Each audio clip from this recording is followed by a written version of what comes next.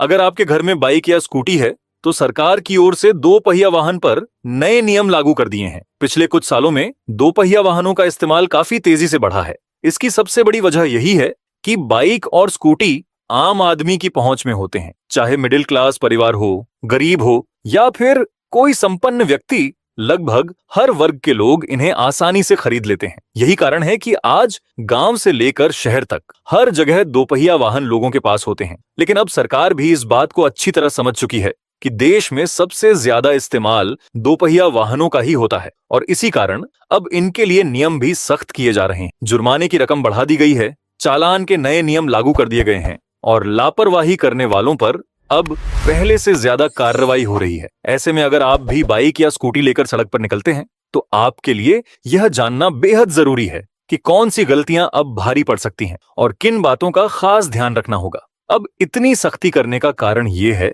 कि भारत में दोपहिया वाहन सबसे ज्यादा चलाए जाते हैं और सरकारी रिपोर्ट्स के मुताबिक सड़क हादसों में सबसे ज्यादा मौतें बाइक और स्कूटी से जुड़े एक्सीडेंट्स में होती हैं। वजह साफ है, लोग इस छोटे वाहन को हल्के में लेते हैं और लापरवाही बहुत बड़ी कर बैठते हैं। कोई हेलमेट नहीं पहनता, कोई 3-3 या 4-4 लोगों को बैठाकर निकल जाता है, तो कोई तेज रफ्तार में कट मारता हुआ ट्रक और कारों के बीच से निकलने की कोशिश करता है। तो आइए अब ज्यादा समय बर्बाद नहीं करते हैं और पहले बढ़े नियम की बात करते हैं, जो कि हेलमेट के नियमों से जुड़ा है। अगर आप बिना हेलमेट बाइक या स्कूटी चलाते हुए पकड़े जाते हैं तो अब मामला सिर्फ छोटी मोटी चेतावनी तक सीमित नहीं रहेगा। ऐसे मामलों में 2,500 रुपए तक का चालान हो सकता है और कुछ परिस्थितियों में आपका ड्राइविंग लाइसेंस 3 महीने तक के लिए सस्पेंड भी किया जा सकता है। यानी अब बिना हेलमेट घर से निकलना सीधे जेब पर भी भारी पड़ेगा और लाइसेंस पर भी असर डाल सकता है। यहाँ एक और जरूरी बात समझ लीजिए, सिर्फ हेलमेट पहन लेना ही काफी नहीं है,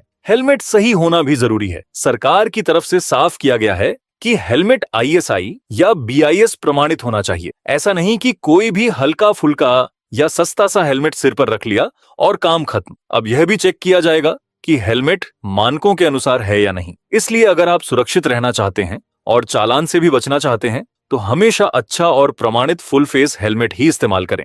हेलमेट की अहमियत को हल्के में लेना बहुत बड़ी गलती है। विशेषज्ञों के अनुसार बाइक एक्सीडेंट में होने वाली 70% से ज्यादा मौतें सिर में गंभीर चोट लगने की वजह से होती हैं। इसलिए आधा हेलमेट या सिर्फ ऊपर से सिर ढकने वाला हेलमेट पूरी सुरक्षा नहीं देता। सड़क पर निकलते समय सही फुल फेस हेलमेट पहनना अब सिर्फ नियम नहीं बल्कि आपकी जिंदगी की सुरक्षा का सबसे जरूरी हिस्सा है। एक और बहुत चिंता वाली बात यह है कि आजकल कम उम्र के बच्चे भी बेधड़क बाइक और स्कूटी चलाते दिखाई दे रहे हैं। 12 से 13 साल से लेकर 15 से 16 साल तक के बच्चे सड़कों पर ऐसे वाहन दौड़ाते नजर आ जाते हैं जैसे किसी रेसिंग ट्रैक पर हों। ये न सिर्फ अपनी जान को खतरे में डालते हैं बल्कि दूसरों के लिए भी बड़ा जोखिम बन जाते हैं। जिस उम्र में बच्चों को अभी ट्रैफिक नियमों की सही समझ तक नहीं होती, उस उम्र में उन्हें बाइक या स्कूटी देना बेहद खतरनाक हो सकता है। इसलिए माता पिता को खास सावधानी बरतनी चाहिए और नाबालिग बच्चों को किसी भी हालत में दोपहिया वाहन नहीं देना चाहिए। अब आते हैं दूसरे बड़े नियम पर और वो है बिना लाइसेंस वाहन चलाना। आज भी बहुत से लोग ऐसे हैं जो बिना ड्राइविंग लाइसेंस के बाइक या स्कूटी लेकर निकल पड़ते हैं। कई लोगों की सोच होती है कि हमें तो बस थोड़ी दूर जाना है, बड़े चौराहे तक नहीं जाना, अंदर की गलियों से निकल जाएंगे। लेकिन असली सवाल यह है कि अगर गाड़ी चलाने की सही ट्रेनिंग और समझ ही नहीं है तो हादसा कहीं भी हो सकता है, चाहे बड़ी सड़क हो या छोटी गली। अगर नियंत्रण नहीं है तो नुकसान तय है। फर्क सिर्फ इतना होगा कि चोट कम लगेगी या ज्यादा, लेकिन खतरा दोनों जगह बना रहेगा। अब यहाँ एक बात और बहुत ध्यान रखने वाली है। अगर कोई व्यक्ति बिना ड्राइविंग लाइसेंस के वाहन चलाते हुए पकड़ा जाता है तो उस पर 5,000 रुपए तक का जुर्माना लगाया जा सकता है। और अगर मामला इससे भी गंभीर हो, यानी आपका लाइसेंस पहले से सस्पेंड हो चुका हो और उसके बावजूद आप दोबारा वाहन चलाते पकड़े जाएं, तो परेशानी और बढ़ सकती है। ऐसे मामलों में जुर्माना और ज्यादा हो सकता है, कानूनी कार्रवाई भी हो सकती है और जरूरत पड़ने पर वाहन तक जब्त किया जा सकता है। अब आइए बात करते हैं तीसरे बड़े नियम की, जो है ओवर स्पीडिंग को लेकर। अगर आप उन लोगों में से हैं जिन्हें तेज रफ्तार में बाइक चलाने की आदत है तो अब सावधान हो जाइए। मान लीजिए आपको ऑफिस के लिए देर हो गई या कहीं जल्दी पहुंचना है और आपने सामान्य 50 से 60 की स्पीड छोड़कर बाइक 100 या 110 की रफ्तार पर दौड़ा दी, तो समझ लीजिए कि ऐसी जल्दबाजी आपको महंगी पड़ सकती है, क्योंकि तय सीमा से ज्यादा स्पीड में वाहन चलाते पकड़े जाने पर 2000 रुपए तक का चालान लगाया जा सकता है। यह नियम किसी एक राज्य के लिए नहीं बल्कि पूरे देश में लागू है, यानी चाहे आप किसी भी राज्य में रहते हो, दोपहिया वाहन के लिए स्पीड लिमिट का पालन करना जरूरी है। शहरों के अंदर बाइक या स्कूटी की रफ्तार सामान्य तौर पर 40 से 50 किलोमीटर प्रति घंटा के आसपास रखनी चाहिए, जबकि हाईवे पर दोपहिया वाहन 80 किलोमीटर प्रति घंटा से ऊपर नहीं चलाया जा सकता। अगर आप तय सीमा से ज्यादा रफ्तार में पकड़े गए तो सीधा चालान कट सकता है।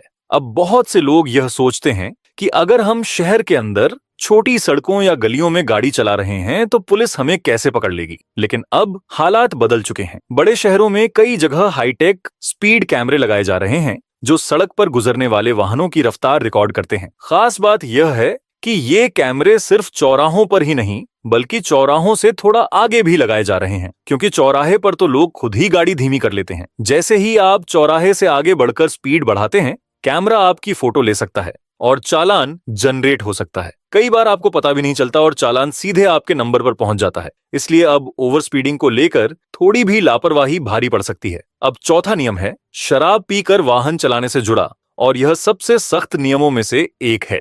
अगर कोई व्यक्ति शराब पीकर बाइक या स्कूटी चलाते हुए पकड़ा जाता है तो उस पर 10,000 रुपए तक का जुर्माना लगाया जा सकता है। इसके अलावा जेल की सजा भी हो सकती है और ड्राइविंग लाइसेंस सस्पेंड होने की कार्रवाई भी की जा सकती है। यानी ड्रंक एंड ड्राइव का मामला अब सिर्फ चालान तक सीमित नहीं है बल्कि सीधे कानूनी परेशानी तक पहुंच सकता है।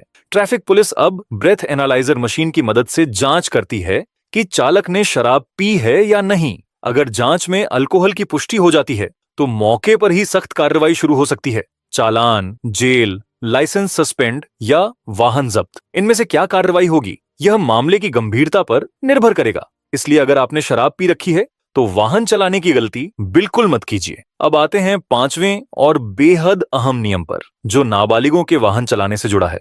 अगर 18 साल से कम उम्र का बच्चा बाइक या स्कूटी चलाते हुए पकड़ा जाता है तो सिर्फ बच्चा ही नहीं, उसके माता पिता भी जिम्मेदार माने जाएंगे। यानी अगर आप अपने नाबालिग बच्चे को स्कूल जाने, बाजार से सामान लाने या सिर्फ सीखने के नाम पर बाइक दे रहे हैं तो यह बहुत बड़ा जोखिम है। ऐसा करके आप सिर्फ उसके भविष्य को खतरे में नहीं डाल रहे बल्कि खुद भी कानूनी मुसीबत में पड़ सकते हैं। ऐसे मामलों में सरकार ने काफी सख्त प्रावधान रखे हैं। अगर नाबालिग वाहन चलाते पकड़ा गया तो उसके खिलाफ रिकॉर्ड बन सकता है और आगे चलकर उसके लाइसेंस बनने में बड़ी दिक्कत आ सकती है। इसके साथ ही माता पिता पर 25,000 रुपए तक का जुर्माना लगाया जा सकता है।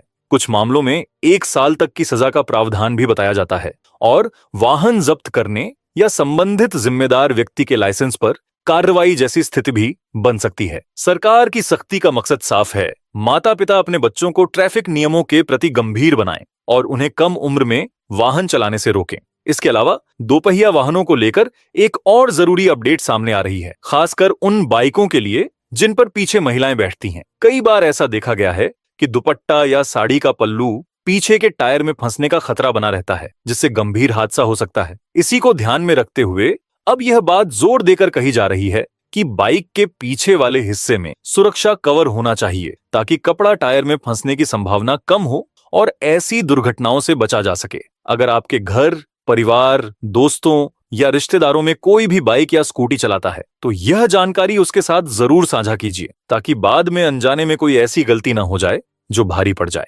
बाकी जो भी जरूरी बातें थीं, मैंने आपको विस्तार से समझाने की कोशिश की है। वीडियो में कुछ काम की जानकारी लगी तो वीडियो को लाइक तथा चैनल को सब्सक्राइब जरूर करें। धन्यवाद।